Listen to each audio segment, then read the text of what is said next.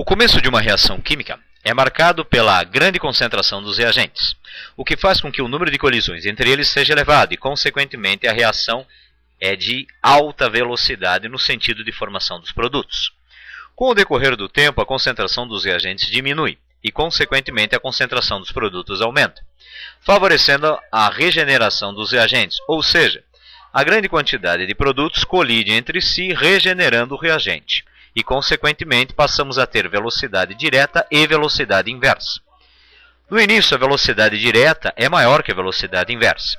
Com o decorrer do tempo, se o sistema estiver fechado em ambiente de temperatura e pressão controladas, vamos ter velocidade inversa igual à velocidade direta. Nesta situação, independente do valor das concentrações de produto e reagente, valendo apenas salientar que as mesmas devem estar constantes, entra-se no sistema de equilíbrio. Resumindo, o sistema de equilíbrio é quando a velocidade direta se iguala à velocidade inversa e as concentrações de reagente e produtos permanecem constantes, não necessitando serem iguais. Observe que, na questão a seguir, nós temos um sistema em equilíbrio com ΔH superior a zero, onde todos os participantes são gasosos. Consequentemente, alterações de pressão no sistema podem vir a deslocar o equilíbrio. Vale a pena lembrar ao aluno que, a partir do momento que substâncias gasosas estão presentes, é possível deslocar o equilíbrio tanto para a esquerda quanto para a direita se tivermos uma variação de pressão. O aumento de pressão ocasionado pela diminuição de volume desloca o equilíbrio no sentido da onde existem mais substâncias gasosas para onde existem menos substâncias gasosas. Resumindo, aumentando a pressão do sistema em questão, teremos um deslocamento da esquerda para a direita. Como o ΔH desse processo é maior do que zero, verifica-se que da esquerda para a direita caracteriza um processo endotérmico, consequentemente favorecido pela elevação de temperatura. Logo, ao aumentar a temperatura, o equilíbrio será deslocado no sentido de formação dos produtos, ou seja, lado endotérmico. Consequentemente, uma equação de velocidade ou lei de ação de massas desse sistema pode ser montada.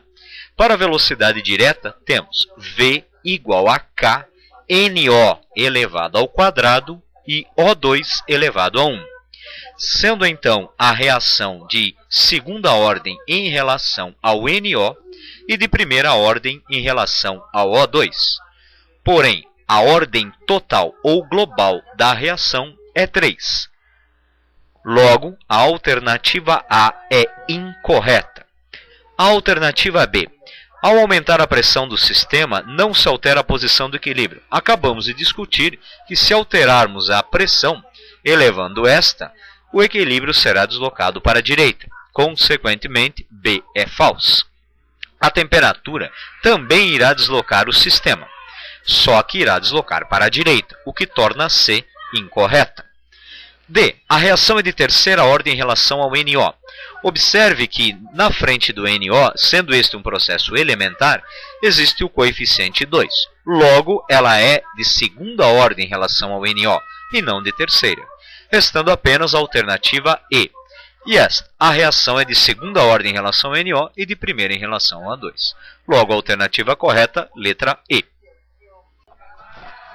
Para os futuros engenheiros que vão lidar com bastante materiais ferrosos, eletroquímica com certeza é uma das partes da química que mais nos interessa.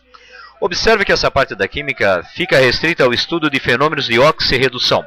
Consequentemente, isso não faz dela algo muito simples. Ela pode ser dividida basicamente em duas partes, sendo uma células galvânicas, ou seja, pilhas, baterias, e a outra de eletrólise, ou seja, princípios não espontâneos. Vale a pena relembrar ao aluno que toda pilha é um processo espontâneo, onde uma reação química, ocorrendo de maneira espontânea, gera uma diferença de potencial.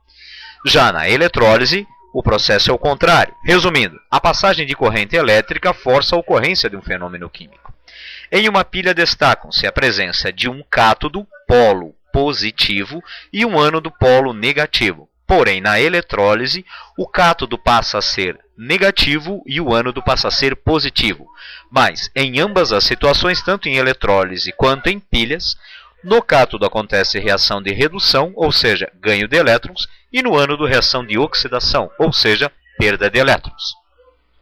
Quando mergulhamos uma lâmina de zinco em uma solução contendo íons cobre 2+, ocorre uma reação com transferência de elétrons, isto é, uma reação de óxido-redução. Os átomos de zinco presentes na lâmina perdem elétrons, se oxidam, passando para a solução na forma de íon zinco, Zn2+, enquanto que os íons cobre, Cu2+, presentes na solução recebem elétrons, se reduzem e se depositam sobre a lâmina na forma de cobre metálico, cobre 0.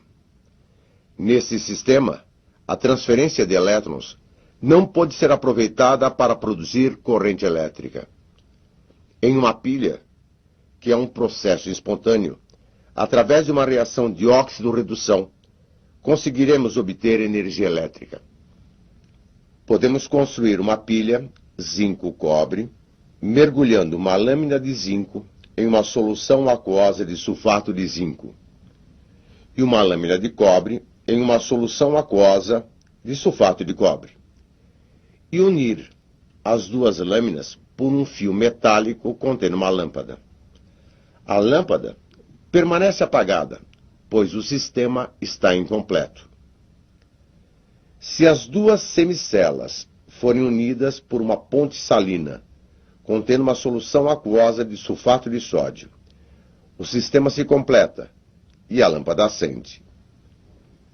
Nessa pilha, temos uma diferença de potencial, DDP, de 1,10 volts. O eletrodo de zinco é o polo negativo da pilha, enquanto que o eletrodo de cobre é o polo positivo. No eletrodo de zinco, temos átomos de zinco perdendo elétrons, se oxidando, passando para a solução na forma de íons zinco Zn2+. E com isso, a lâmina se corrói.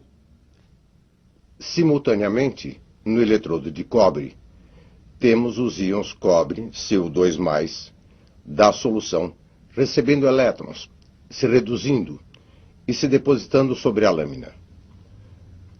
No eletrodo de zinco, ocorre a oxidação, e este é denominado ânodo, enquanto que no eletrodo de cobre ocorre a redução, sendo este denominado cátodo.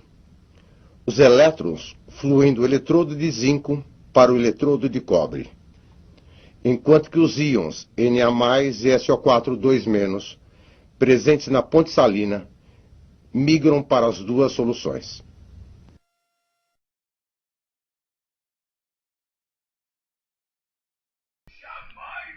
De acordo com o vídeo demonstrado, é fácil observar que no processo descrito na questão, o zinco passa a ser o ânodo, ou seja, o local onde ocorre a oxidação, e o cobre passa a ser o cátodo, o local onde ocorre a redução. Temos, então, corrosão por parte do zinco e depósito por parte do cobre. Consequentemente, a equação global passa a ser aquela que representa a oxidação do zinco e, consequentemente, redução do cobre. Logo, a alternativa correta passa a ser a letra C. Em uma eletrólise aquosa, é comum termos a liberação de gás hidrogênio no cátodo e gás oxigênio no ânodo.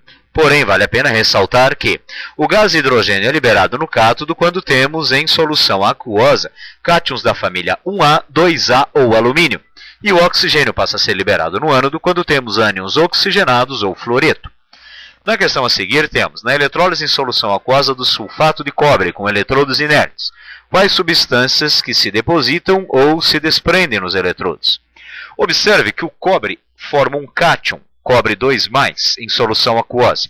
Este não é da família 1A, 2A nem é o alumínio. Consequentemente, não ocorre a liberação de hidrogênio na região catódica, mas sim o depósito do cobre metálico no eletrodo. Porém, o sulfato, sendo este um ânion oxigenado, permite a formação do oxigênio molecular. Resumindo, temos a formação de cobre metálico no cátodo e a liberação de gás oxigênio no ânodo, caracterizando a letra E como correta.